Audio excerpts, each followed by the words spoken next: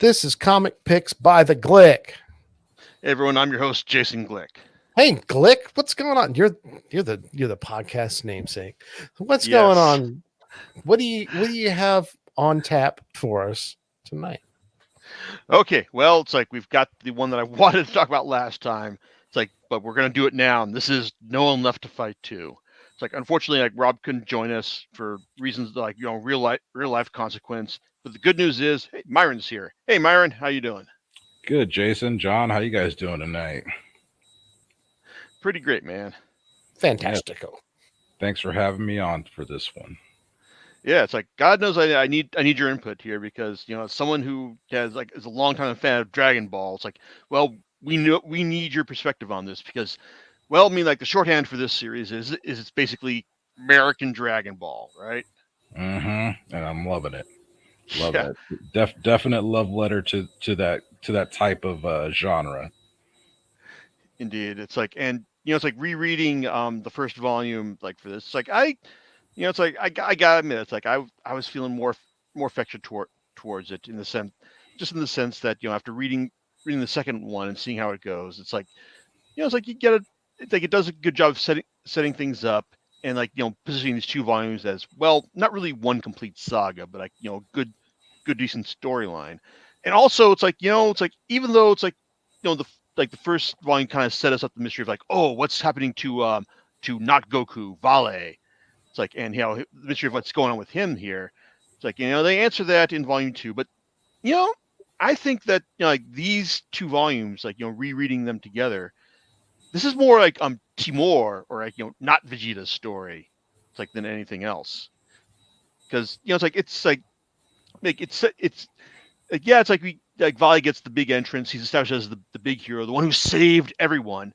But Timur is a guy who's kind of had like to struggle like in this guy's shadow. I mean, yeah, he helped. We're told or at least is implied that he made like that he helped make like a lot of Vale's successes possible. But um, but in the end, like he's never really gotten quite the recognition that well he thinks he deserves. But this is inside the fact that he got the girl, he got the family, he got the good life and all. It's like so he should be happy with this, but because he's the angry guy who just can't just can't be happy with what he has. It's like he's just gotta find a way to like like one up things with Volley or just like like find a way to settle things once and for all. I mean, how do you you have any new thoughts about like first volume or anything you want to like restate about that? Well, not necessarily the first volume, but in this volume, as you said, like it focuses a lot on Timur, his backstory, and how he trained.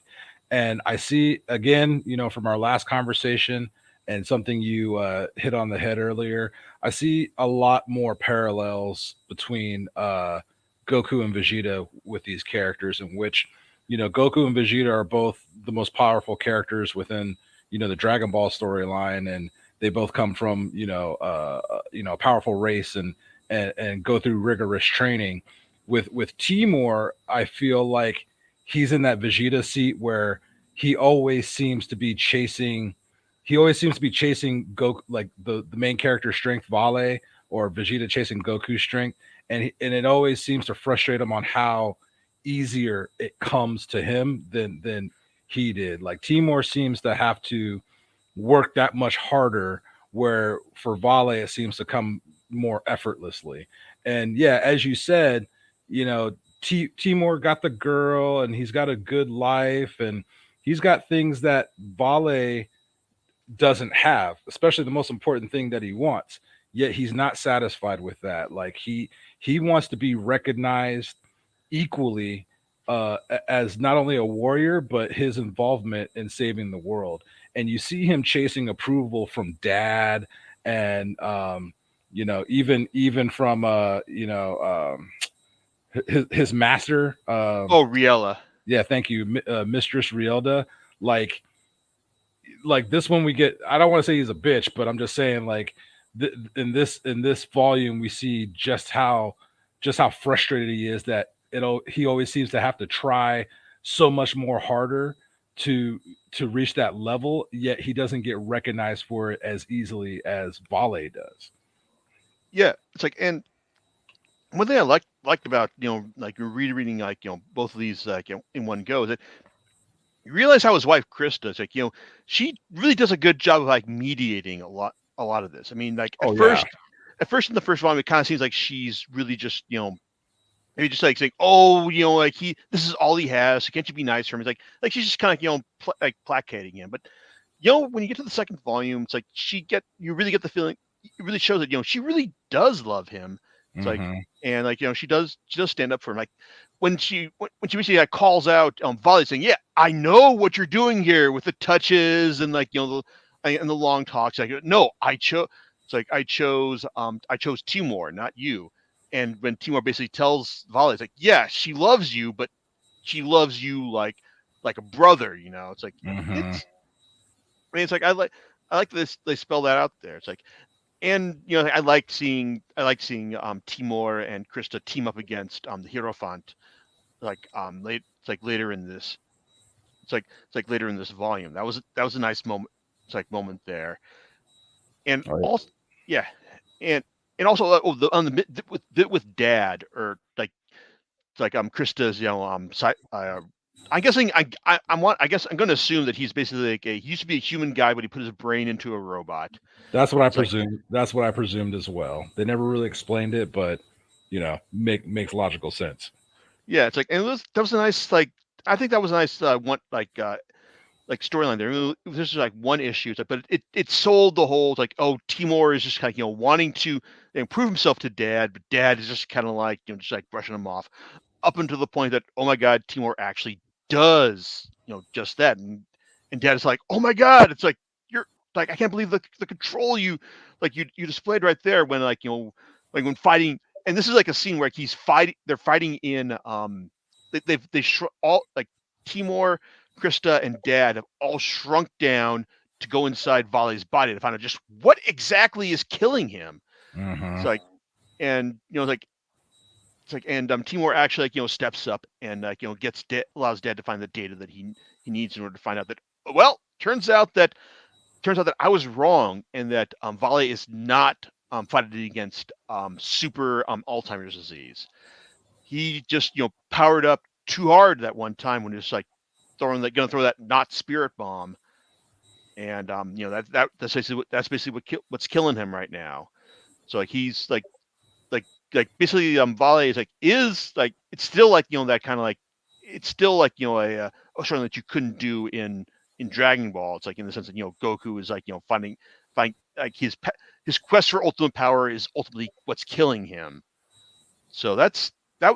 So like that's still kind of interesting, but I still kind of would like to have seen like the whole like not Goku fight not Alzheimer's. It's like Right. in the end. So What? Yeah, I mean, I thought that was such a nice moment as well, because like I can already tell from the moment they go to Dad Industries, and the way Timur was interacting and responding to Dad's negligence of him, because like Dad would always say, oh, Vale, my boy, welcome, and shower him and show this admiration towards him, whereas, dude, I'm married to your daughter, I'm your son-in-law, and you show me no type of like I've given you grandkids, you bastard. yeah. Yeah, it's like showing him no type of respect or recognition, and then always just kind of downplaying any type of response that he has. And it's like, oh, I can see here, like he's got that kind of like complex now, just because like he's just as equally as strong and powerful, yet he doesn't get recognized for it. So once they go inside Vale, I thought he was going to do something like way more extreme, to where he was going to mess up the situation. However, we actually do see that Timur can control himself in certain missions and certain aspects, and he is just as a He strong. stepped up here. Yeah, he stepped up here. He's just as strong and a calculating warrior as Vale. He just has a different style to it, and we get to see that when he goes Yes. and visits his master, his mistress, which she has a totally raw and like more of a raw training regiment and fighting style, and that is very reminiscent of Dragon Ball, and very reminiscent of how Vegeta trains, because he trains more on emotion, like digging deep in the wells of anger and rage. And I do remember in Dragon Ball, like when Goku first went Super Saiyan, and Vegeta went Super Saiyan, like there was always that emotional trigger, but then there kind of comes a point where they can activate their power and do it effortlessly. And I'm kind of seeing that here parallel with Timur, where like, yeah, in the beginnings, like this is how he had to, this is what he was taught. He had to quell within that rage and quell within that uh, uh, emotion for his awakening. And we see how that's a totally different style than what Vale was trained on, and he struggled with it. He couldn't do it. He couldn't handle it. Yeah, that was actually kind of interesting. It's the one part of this film I wish they had gotten more into. Just the idea that when Rielda like takes Vale on this like awakening, and she's like, it's the implication is like we're left with the implication that she could have that what she was doing here could have saved Vale, but Vale, it's like just did not want any part of it. Like that this like this tapping into his rage, his resentment is not something that he wanted. And it's like that's kind of interesting in the sense that she basically tells him like, yes, like the people who like you saved all these people, and yet they're not coming to help you in this time, like in your time of need. How does that make you feel? It's like like I said, it's not the kind of thing I imagine it's not the kind of thing that Dragon Ball would necessarily tap into. Because Goku is ultimately like a very selfless hero. Am I wrong here? Or Yeah, he is. Well, he is a selfless hero. It's just that they too thirst to become stronger. It's just that Goku has more of like an innocent like way of looking at it, where like I want to fight because it's fun, but ultimately that's just the Saiyan nature, where they want to fight to get stronger, and when they survive like near death battles, they get strong and recover from it. They get stronger based off that. So Goku kind of has like a pure innocent way of like the way he approaches to his love and nature of fighting, whereas Vegeta is just kind of pure, be more powerful and more arrogant, just because he's the prince of the Saiyan race, and because he is, the top of the hierarchy, he should be the strongest, and he's classified as a quote unquote elite, whereas Goku's like, actually when Goku was born, he was like considered trash, like he's like a low level Saiyan. We'll send them to Earth because that'll be easy for him to like take over. That's how weak he is. But based off the way, I see the parallels where like Goku trained from a master actually named Gohan, that was his grandfather, before he, actually trained with Master Roshi. And the way Goku's like good nature training that's similar to how I see Vale's training with Harga. The old lady seems to be a little bit more carefree. I mean, I shouldn't say that, not carefree, but a little bit more in tune with the spirit and the soul and with nature. Whereas, Lady Rielda's training is more akin to just digging into the rage and releasing your anger and awakening that anger to fuel your strength. And that's how Vegeta was always taught as well.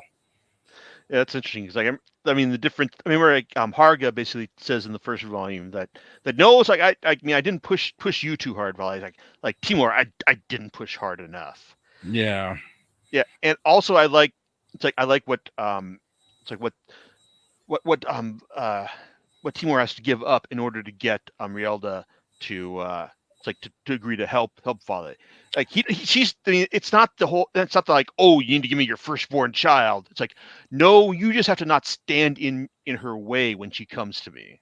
And you know what? Like what you just said right there, we actually see his daughter's talents. And yeah, she's kind of a hard ass, really. Yep. And I foresee like that actually happening, and no resistance against it.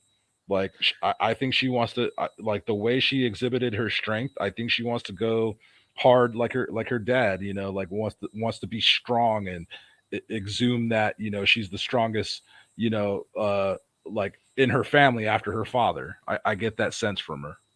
Yeah, it's like, I mean, what I'd like to see, I mean, this is clearly like set up for a future storyline. That's something I'd like to see them play out at some point.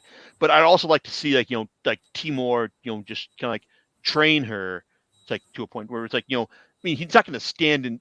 I don't think he's going to, like, obviously stand in her way. But I mean, I think he's going to try and, like, impart, it's like what his beliefs into her, so that she's familiar with his mindset, before she goes off with Mistress Rielda. Yeah.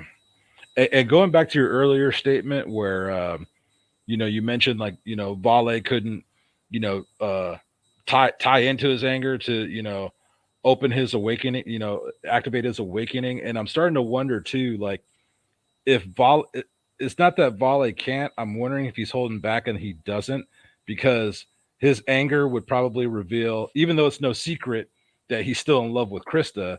I think his true anger is jealousy and resentment towards probably not only Timor but Krista for choosing him. And I'm wondering if he's holding that back to not put that out in the open. I think it's a good point right there.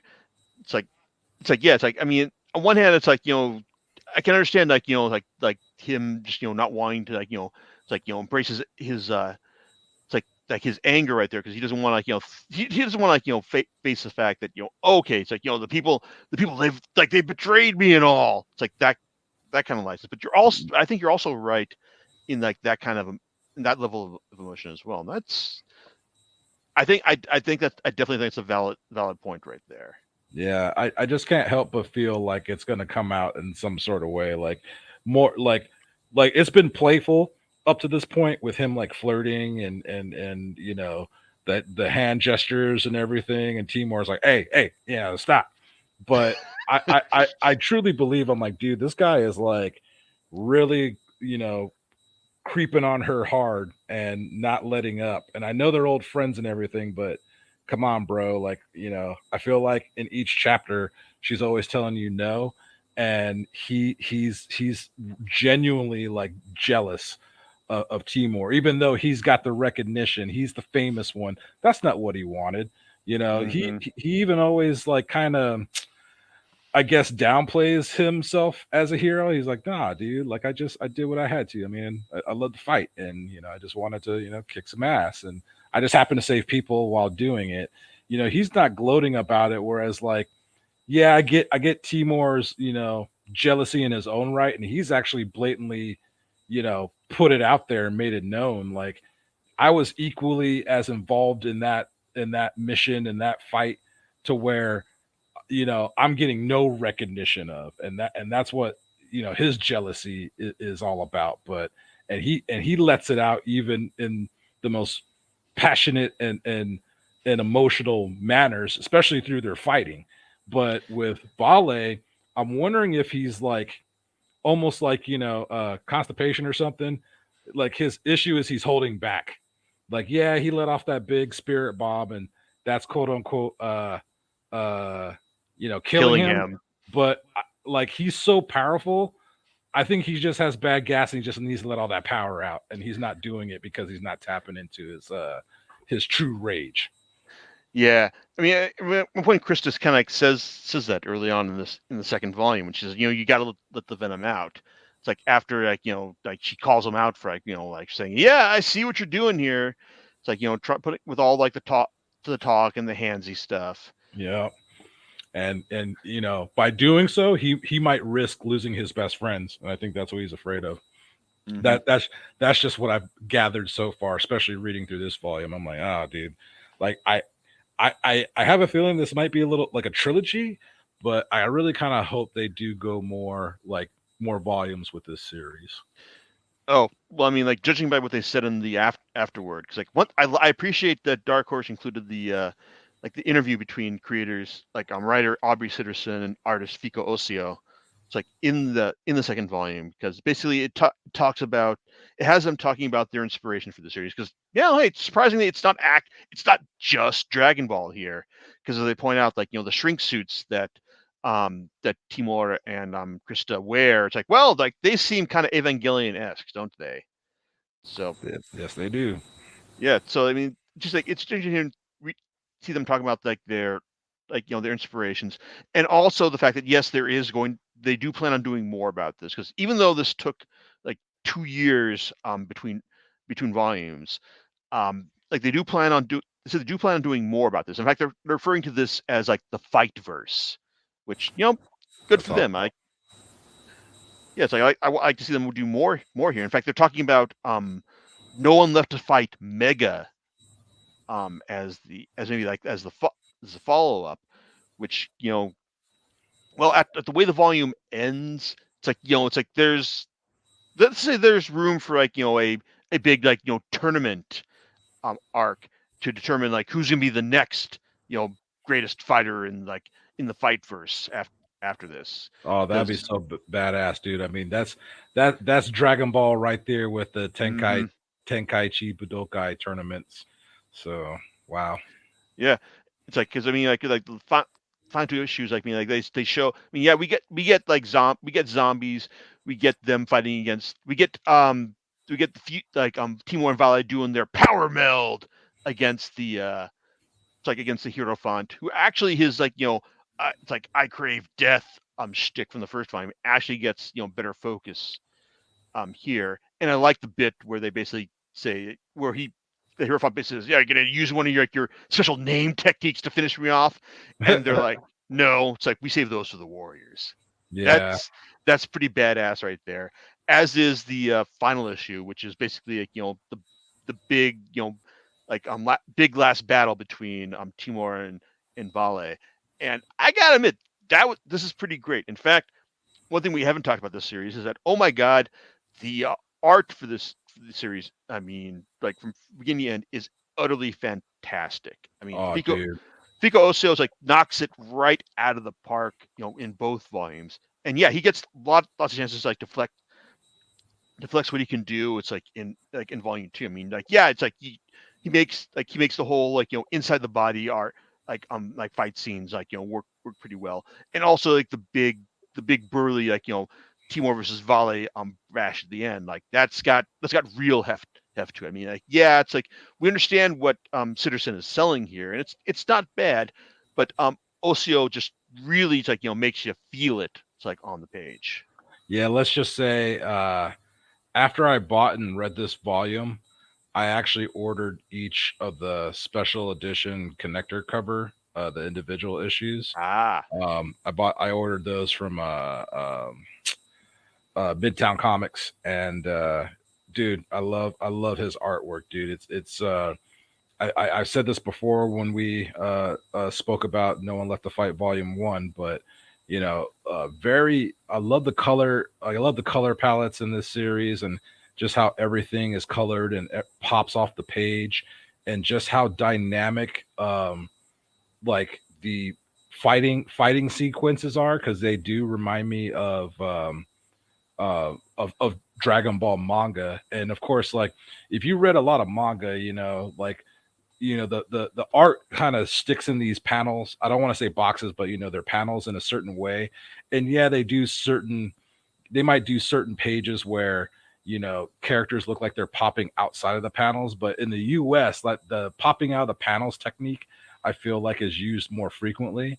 And to actually see that in this comic comic book series, like it does literally feel like it's popping off the pages, to where like, man, I wish this was an 80s comic, to where like it came with free 3D glasses and I could see it popping off the page. But yeah, I like his stylization of the characters, like from their facial expressions to the fight sequences, really amazing. And of course, like a lot of detail, like I myself like to draw and illustrate characters as well, but I could really learn to strengthen my background art and perspective.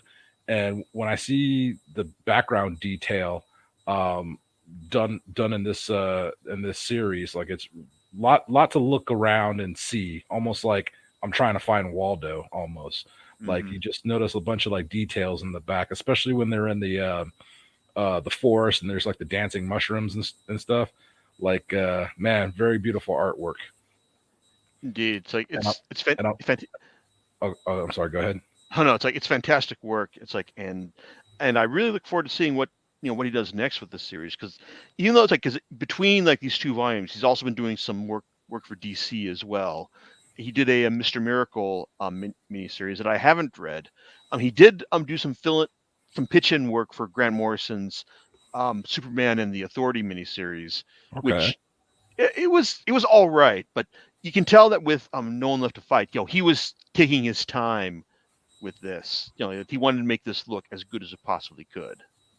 Yeah, because I was about to make that comment before you said it. Like, I was like, man, I wonder if he's done any, cover art or projects for like the other companies. Like, I'd like to check that out. But yeah, I mean, based off what you just said, like if he's able to, take his time, and this is a passion, genre for him. Of course, there's going to be like that level of excellence. Like, not saying his work isn't excellent for any other art job that he's commissioned to do or other series that he's working on, but when you're working on something you truly are passionate about and love, like you actually see that on in your work, and you see that in the pages of your favorite comic book artist. But I do see a passion pop out of these pages as I read this series.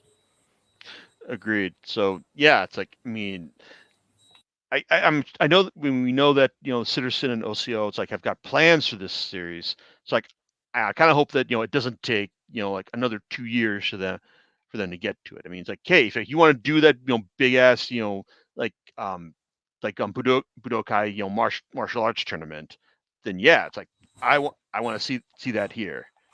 So Yep.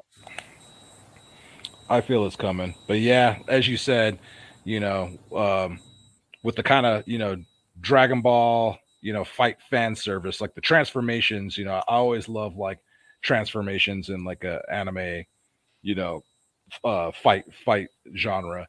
And excuse me, the melding or their version of fusion where they become Vamor, really mhm. awesome. But man, the final fight sequence, like when they're both like in their quote unquote Going all out. Super Saiyan mode going all Mhm. out, and there's just like massive fireballs like lighting up the sky, and they look like they're genuinely trying to kill each other. Like, man, that was a fantastic like last issue, man. Yeah, it's like, and I I think I kind of like how they left things a bit ambiguous. It's like at the end. I mean, it's not really a cliffhanger. It's not like complete closure that you get.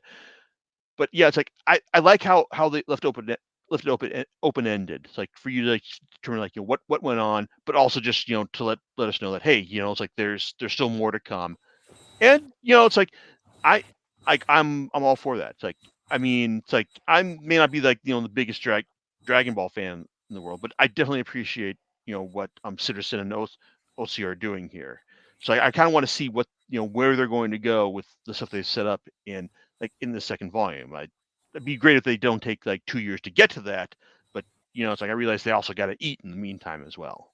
Yeah, for sure. I mean, I agree with you too. Like the way things were left like ambiguous, and we don't necessarily know what's going to pan out. But at the same time, if you're a fan of Dragon Ball or any of those type of anime, it's like, I can expect either a wish or like teleportation or some type of like, uh, uh, um, don't, ticket, get out of jail free card, so to speak, where, yeah, I have my suspicions of how things are going to get set up in the next one.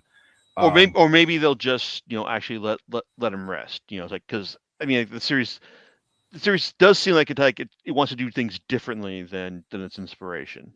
And you know what? I can kind of agree with I kind of agree with that as well, just because, you know, I I was still fuzzy on who the big bad of this whole thing is. And it seemed to be the Hierophant, which, we got the results of that, we got the whole results of that whole, fight. And so like it is my suspicion to the formula going to of what I just said, is that going to continue on with 3, or will I get something different to where like, oh, this is quite surprising, it doesn't follow that kind of shonen formula, if you know what I mean. Mm-hmm. Yeah, it's like I kind of hope that's. I mean, they've shown a willingness to buck the shonen trend, with this series. So I hope they continue that for whatever the next series is, whether it's going to be like the fight tournament, or if we're going to get the Billy Von Katz miniseries that Citizen keeps threatening us with at the end of each volume. Okay. Cool. Sounds great, guys. So, do you know what you're going to be talking about next time, Jason? Okay. Well, assuming everything goes as planned right now, it's like I will have I'll do something like I should have done like a lot sooner than I have in this. It's like in this podcast's like 14-year history, but it's like, but even if that doesn't pan out, then I'll likely be talking about Ryoko Kui's other works, besides her masterpiece, Delicious in Dungeon. And all right, cool. Yeah, sounds and good. So that, yeah, it's like looking forward to it, and also thanks again, Myron, for joining us for this. Like, I appreciate your perspective, your Dragon Ball influence perspective on this. Oh, no problem. Yeah, it was a pleasure being on and being able to talk about this. And I hope there's companies out there like NECA listening, because I would really love some merchandising, from this franchise. Hell yeah! All right, and we'll catch you next time on Comic Picks by the Glick. All right, later's everyone. Good evening.